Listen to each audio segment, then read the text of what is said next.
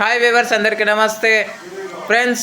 ఒక అప్డేట్ ఏంటంటే T20 captaincy పైన సూర్యకుమార్ యాదవ్కి కెప్టెన్సీ నుంచి తీసేయడం అయితే జరగబోతున్నట్టు బీసీసీఐ వర్గాలు పేర్కొంటున్నాయి.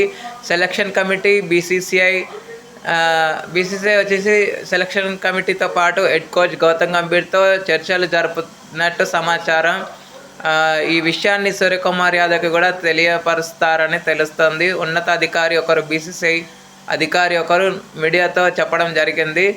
అండ్ ఇంకొక విషయం ఏంటంటే, సూర్యకుమార్ యాదవ్ని కెప్టెన్సీ నుంచి తీసేసిన తర్వాత, అంటే ఇప్పుడు రాబోయేటువంటి ఇంగ్లాండ్, ఐర్లాండ్ సిరీస్లు ఏవైతే ఉన్నాయో వాటిల్లో సూర్యకుమార్ యాదవ్ పేరైతే రాకపోవచ్చని తెలుస్తుంది. అండ్ 3 పేర్లు కెప్టెన్సీ రేస్లో ఉన్నాయి. 1 శ్రేయస్ అయ్యర్, 2 ఇషాన్ కిషన్, 3 తిలక్ వర్మ. శ్రేయస్ అయ్యర్, ఇషాన్ కిషన్ గురించి మనందరికీ తెలుసు. తిలక్ వర్మ అయితే హైదరాబాద్ డొమెస్టిక్ క్రికెట్కి కెప్టెన్సీ చేసిన అనుభవం ఉంది. సో కాబట్టి ఈ 3 ఎవరిస్తే బాగుంటుందని మీరు అనుకుంటున్నారో కామెంట్ బాక్స్లో కామెంట్ చేయండి.